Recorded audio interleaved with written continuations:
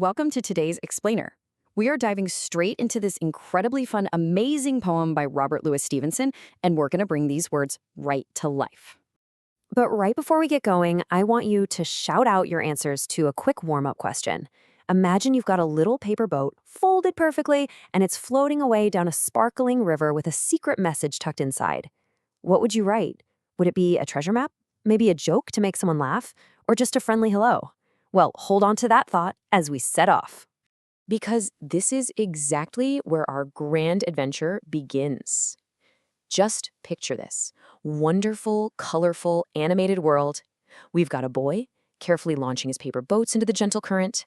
And hey, is that a cute, cartoonish little fox having a cup of tea on a tree stump over there? Our cartoon friends are all here to guide us through this poem, line by line. Part 1. The Winding Golden River. Splash! Let's jump right into the water to see exactly where this river begins its journey. Okay, so here's the very first stanza of the poem. It starts by painting this vibrant, colorful picture. The words go, "Dark brown is the river, golden is the sand. It flows along forever with trees on either hand." Just let the gentle, rhythmic flow of the water completely carry you along. So what does it actually look like? The river is dark brown, the sand is bright and golden, and honestly, it feels like it just goes on forever. I mean, imagine a giant, never-ending, muddy water slide completely surrounded by tall, swaying green trees just waiting to be explored. It is literally the perfect playground for a paper boat. Section 2. Where will they go? We've got the river, we've got the boats, but where exactly are they heading? The poet looks at the water and sees all sorts of things joining the race. He says, "Green leaves a-floating, castles of the foam, boats of mine a-boating, where will all come home?" Can you just picture those green leaves swirling and dancing all around the boats? And when the poem says castles of the foam, that literally means those awesome, bubbly white towers that form when the river water splashes and crashes against the rocks. Kind of like big, fluffy cartoon clouds, but made entirely of bubbles sitting right on top of the water. So the crucial point here is this big, looming mystery. Where will all come home? Like, where do all these floating leaves, bubbling foam castles, and little paper boats finally stop to rest? Part 3. The Grand Journey. To answer that mystery, we need to follow the boats. It's turning into an epic, fast-paced river road trip. The boats are really picking up speed now. The poem continues.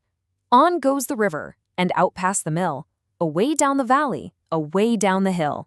Whoosh! You can almost feel the wind and the water rushing past as the rhythm of the poem gets faster and faster.